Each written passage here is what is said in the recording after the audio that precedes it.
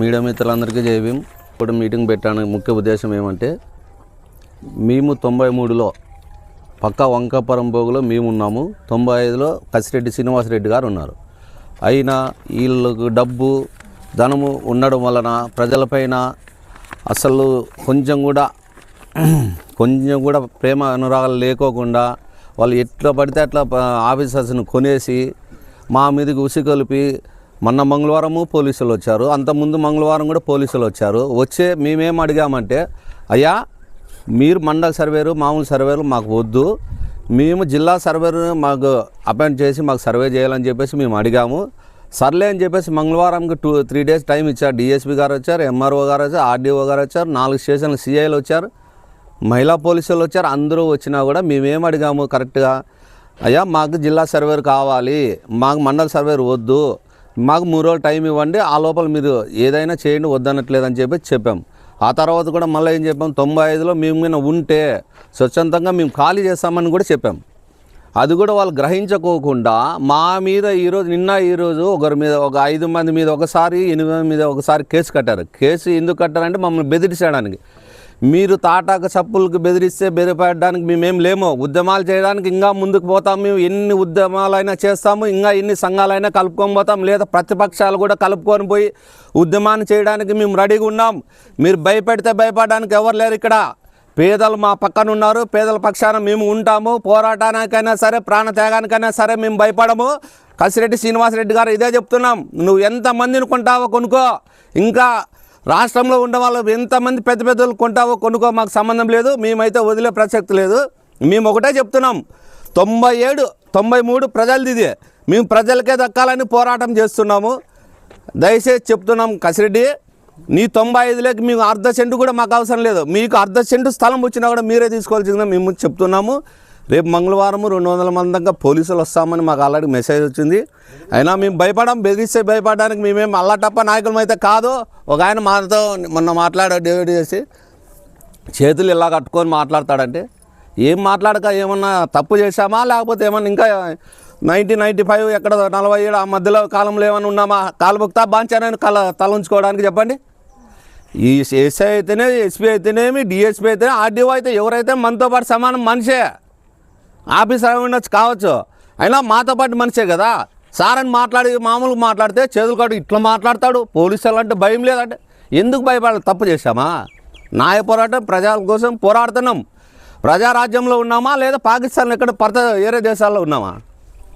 ఇంకోటి అంటాడు ఆయన, ఇది రాజ్యాంగం పట్ల అవగాహన లేకపోతే ఎంతమంది వంకల్లో ఇంత బిల్డింగ్లు కట్టారు.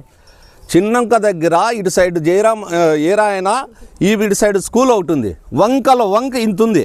ఆ వంకలో మీరు ఎట్లా పర్మిషన్ ఇచ్చారు? ఇంకొకసారి పక్కన మళ్ళీ లెఫ్ట్ సైడ్ ఒకటి పెద్దది కాలేజ్ కట్టాడు, దానికన్నిటికీ ఎట్లా పర్మిషన్ ఇచ్చారు?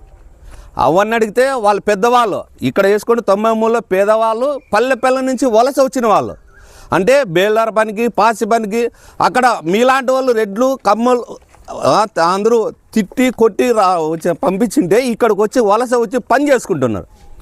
వాళ్ళ గూడు లేక వాళ్ళు ఆమ్లెట్ ఇస్తూ ఉంటే మేము మా దగ్గర తీసుకొని మేము గుడిసెలకు వంకల్లో కానీ గూడు 4,000 3,000 రూపాయలు బాడీ కట్టుకోవాలని చెప్పేసి మేము ఇక్కడ తెచ్చి 93లో వంకపురం పోకులో వేపిస్తే, ఇది మాది, మా తాతల కాటి నుంచి 65 సెంట్లు 95లో మాదే, మా తాతలది ముత్తాతలది మేము తీసుకొని వచ్చాము, కొన్నాం మేము. మా తాతలది ముత్తాతలది మీరు దౌర్జన్యంగా వేసుకున్నారు, గోడ పడగొట్టారు. ఎవరు పడగొట్టారా మీ గోడ? మేము పడగొట్టాలంటే ఇదంతా పడగొట్టలేమా? ఇంతకంటే కేసులు ఇంకెన్ని పెట్టగలవు నువ్వు, మొత్తం పడగొడితే కాక. అయినా మేము చట్టాన్ని చేతిలోకి తీసుకోడు, గౌరవించాలని చెప్పేసి మేము ఒక్క గోడ కూడా ముట్టుకోలేదు, ఒక పెంకు కూడా ముట్టుకోలేదు. అట్లాంటిది మీరు ఈరోజు మా మీద అనవసరంగా కేసులు పెట్టారు. సరే కేసులు పెట్టారు, కేసులకు భయపడవు నువ్వు. మాకు భయపడి నీకు భయం ఉండి వెనకాల చెట్లు నాటావు. ఆర్డీఓని పోలీసులను అందరినీ పిలిపించుకొని అప్పటికప్పుడు టెంకాయ చెట్లు పెట్టావు. సరే పెట్టినావు, బాగానే ఉంది ఏదో అనుకున్నాం. మళ్ళీ సీసీ కెమెరా బిగించావు.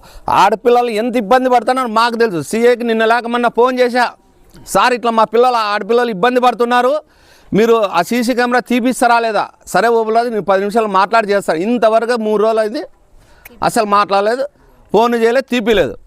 అనంటే నువ్వు కసిరెడ్డికి ఎంత కొమ్ము కాస్తున్నావు, నువ్వు ఎంత డబ్బులు తీసుకున్నావు నేను ఈ విధంగా హెచ్చరిస్తున్నా. నేను ఆర్డీఓ అయినా, ఎంఆర్ఓ అయినా, ఇప్పుడున్న సిఐ అయినా, శాంతిలాల్ అయినా, మీరు కసిరెడ్డితో ఎంత డబ్బులు తీసుకున్నారో చెప్పాలి. లేకపోతే ప్రజల పక్షాన ఉంటారా లేదా ఉన్న వాళ్ళ పక్కన ఉంటారా చెప్పండి. నేను ఇదే ఒకటే సూటిగా అడుగుతాను. కరెక్ట్గా మీరు ప్రజల పక్క ఉండాలనుకుంటే రావండి, మీ స్థలం మీరు సర్వే చేయించుకోండి. మీ 95 ఉంటే స్వచ్ఛందంగా ఇప్పటికి కూడా వెళ్ళిపోతాం, మాకేం బాగలేదు.